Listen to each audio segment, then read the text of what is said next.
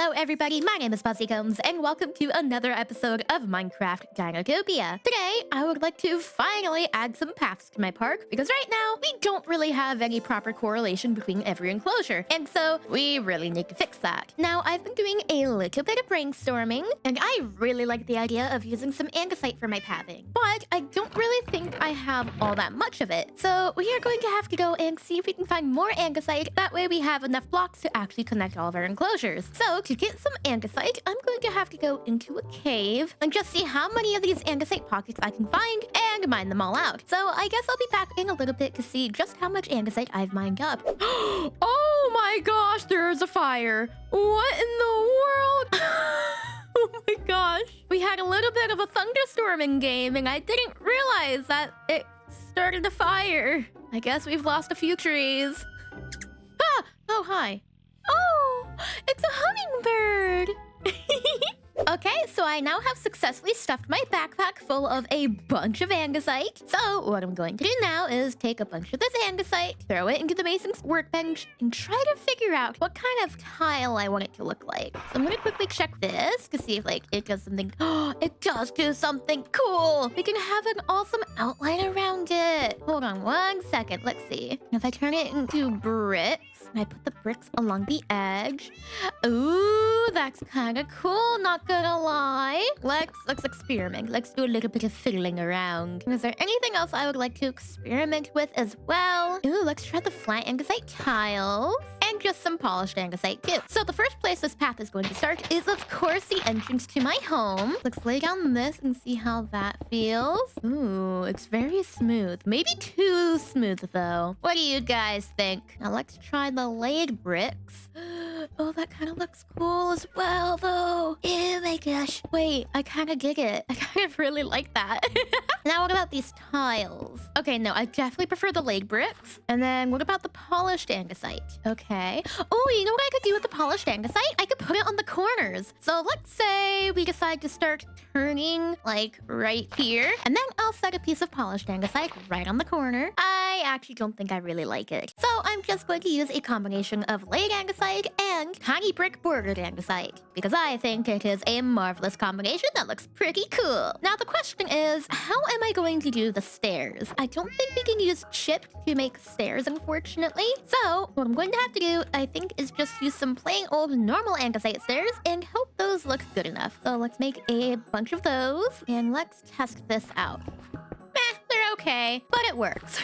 And so I think what I'm going to do is I'm going to have a little stair right here, but then also right here, we are going to kind of branch my pathway over here. And this path here is going to go along this way towards the bridge and past the taco enclosure, whereas this pathway is going to start going towards the Gallimimus and the Velociraptor. And then once I connect the path to the enclosures, I'm going to route the path completely around the glass. That way there is perfect pavement around the entire viewing area. And for a spot like here where the two enclosures collide and don't have enough space for a 3x3 pathway, I'll just be using the bordered andesite since it still merges together kind of nicely. And I think with the renovations I'm making, this entire little cave system over here is going to end up covered up. So I'm going to start sprinkling in some torches. That way we don't get any zombies spawning underneath my dinosaurs. And you know what? I think I've actually changed my mind on this spot.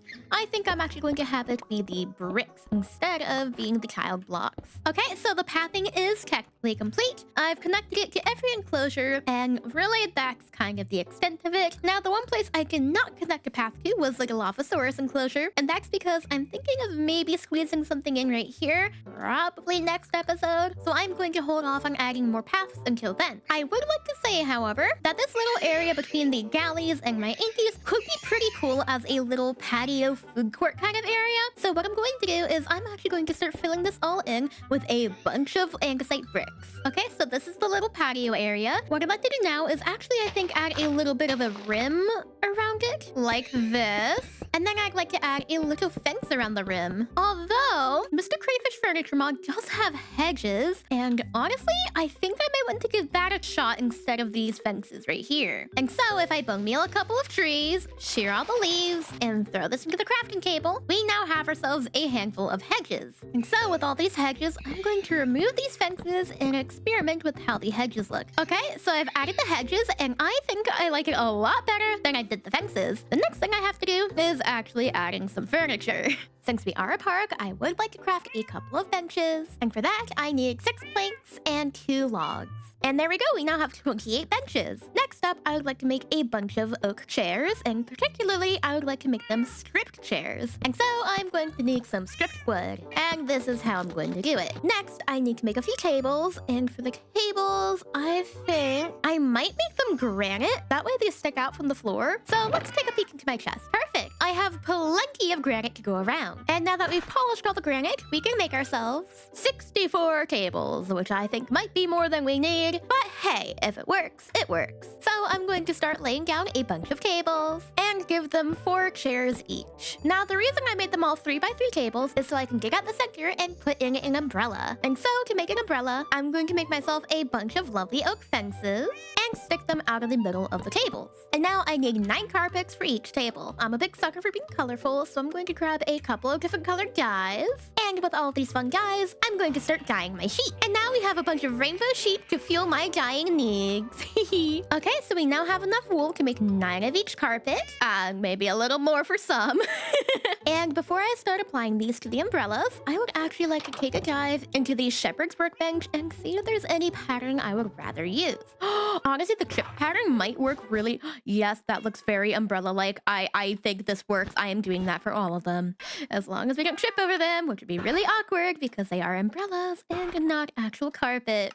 Okay, so now that we are equipped with all of our carpets, we need to figure out how we are going to keep them elevated, because with carpets, you can't make them float. So there are 2 options I would like to experiment with. One is in just adding a bunch of fences and having it look a little bit ugly from below. Or I just had the ingenious idea of maybe we could experiment with some trapdoors.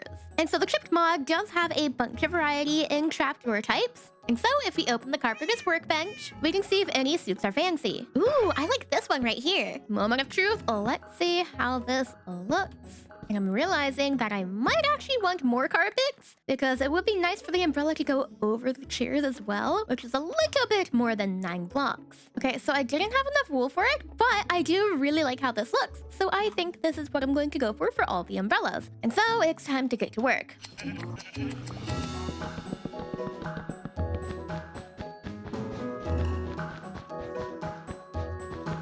And voila! All the tables are finished. Now, it's a little bit hard to see the color of the umbrella from below, but if I tower up a little bit, it looks super cool from above. Now that I'm done with that, I would actually like to sprinkle in a couple of cute little benches. And now I would like to add a few trash cans. Now, I personally think that for trash cans in a park, composters could be perfect. And so I'm just going to make a bunch of slabs and turn them all into composters.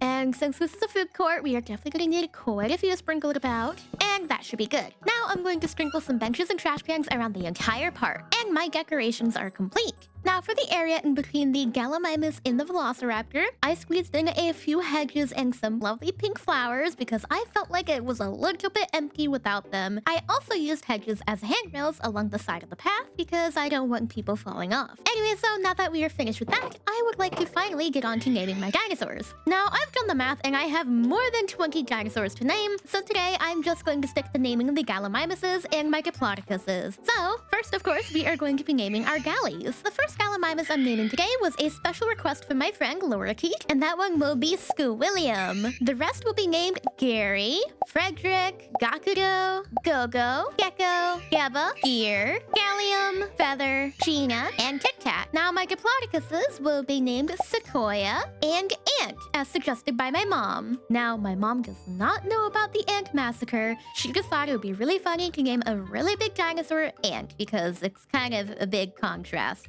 You know? Yeah. Anyway, so now that we finally have... Oh, no, I fell! I really need to safety-proof this.